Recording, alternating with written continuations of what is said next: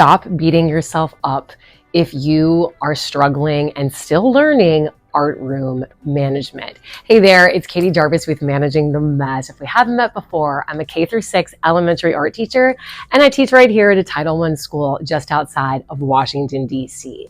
In this video, I'm going to give you 14 reasons why art room management is challenging. The very first reason is creativity is a little bit chaotic. Now, that means as students are collaborating and being creative in our classrooms, it might sound a little bit louder than a typical classroom. I know there's sort of like a hum and an energy vibe that sort of changes in my classes, especially when we do clay.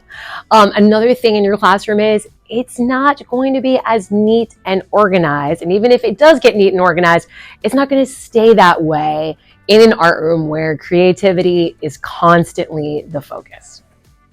This will not come as a shock, but college does not prepare you for art room management. I personally can remember being assigned a project where I had to write a preschool art lesson, and it was like 25 pages long. That is not what it's like to do my job, okay? Right now, and at any given moment in this school year, I am managing 7 different grade levels and 7 different art projects. So the things that you do in college are really just a taste of what things are going to be like. So when you are thrown into teaching art, it's no surprise that the organization and the student behavior and the lesson planning is a lot. Art room management is also not easy to teach yourself. You can't just take one summer and say, you know what, I'm going to become really good and just master art room management. Even if you watched all the videos and read all the things, it's just not that easy. A lot of art room management is things that you need to kind of come up with your system, but you need to try it out in real life. And you have to try it out with different classes and different grade levels and kind of perfect and tweak and change things till you really get things that work well for you. And even when you come up with great systems, there are going to be days when it fails. That's just how complicated art room management is. Some days art room management is just very difficult to keep up with because of how you're feeling. You're a person. So you might be feeling sick. You might be feeling burnt out. You might be just worn down that particular day. You might be feeling as though things are hopeless, that things at your school are never going to get better, or things with your student behavior are never going to get better. So that is something that can really hold you back with your art room management, not having that hope that things can get better and that you can learn and grow. A big challenge that I've heard from a lot of art teachers is time constraints. I took a little fast poll this morning over on Instagram, and I found out that more than 50% of you have 45-minute art classes. That seems to be the norm. But there's a lot of people that have even less than that. And even to me, 45 minutes is pretty fast, especially considering you're seeing your students one time a week. So just that time constraint makes your art room management a little bit more difficult. It's very hard to build connection with students that you're only seeing once a week, especially when you miss because of holidays and things like that. You might feel less connected to those classes, and it's harder to relate to them and to get them to work together with you. It's just part of our job. It seems recently that all of us are lacking planning time. So staying on top of organizing materials and prepping materials and keeping the art room managed in that way is also very difficult as well. Student attitudes can really make art room management challenging. You're going to come across students that really don't like art. You're going to come across students that really don't like school. You're going to meet students that have a very tough life.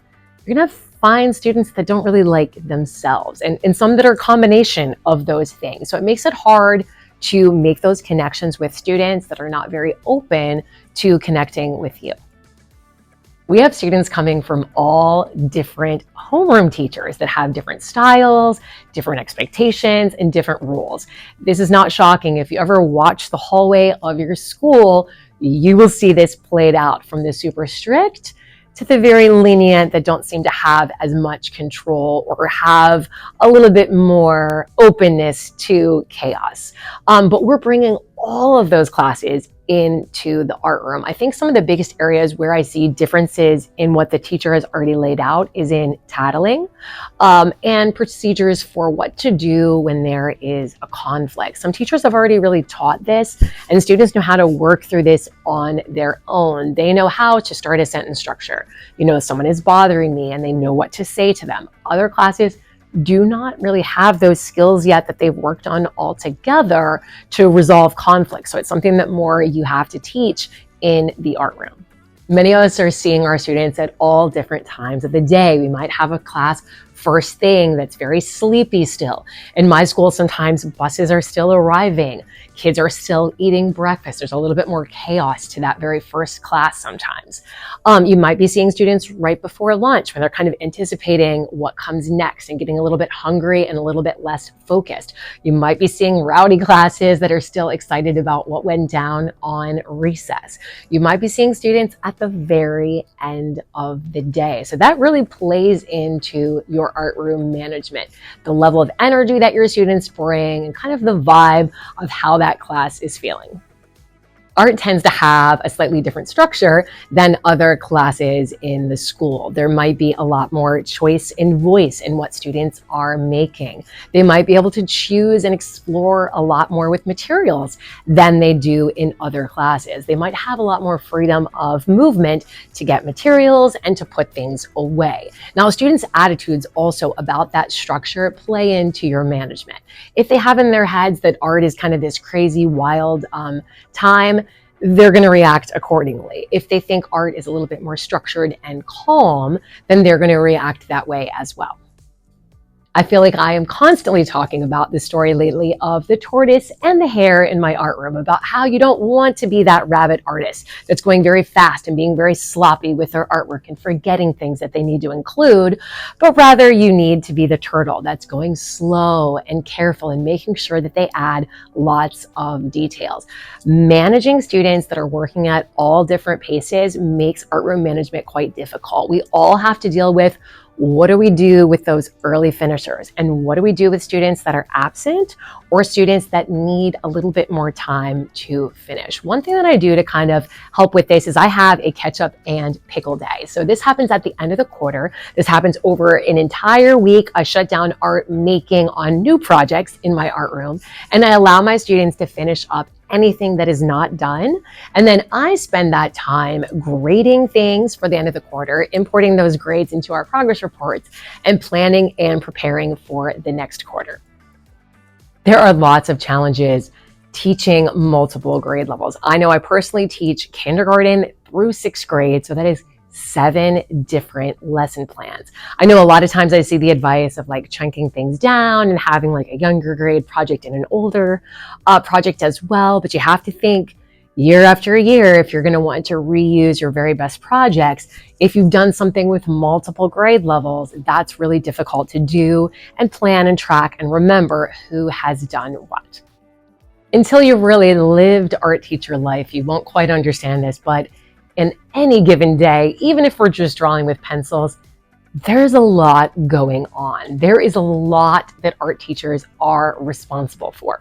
You might all be doing a directed drawing and everyone's following along with you, but someone might be sad about something that happened at home and they're crying over here. This person over here wants to start over. This person here needs a lot of help from you. They need a lot of reassurance. All of this you have to balance at the same time. So just keep in mind, this is not an easy job. There are many, many things going on at the same time that you are managing as part of managing your very own mess that make this job very unique. Art room management is tough, and one of the things that makes it tough is you might not have support to help you in managing your classroom. You might not have support from other people in your buildings, whether it's the other teachers seeing you as a real teacher, whether it's the students respecting you, whether it's the administration backing up the misbehavior that happens in your classroom. You might not have the support of friends that are also art teachers that can kind of work through your problems, not just listen to you and let you vent, but really help you to come up with solutions and give you kind of hope to keep going. One of the reasons why I made this art channel was to help teachers feel a little bit less alone in this crazy career. There just aren't a lot of art room management resources out there. It's one of the reasons why I wanted to create this YouTube channel. I sure hope that you will subscribe and stick around. I have a library of over 200 art room management videos to help make your job easier. I'll see you in my next video.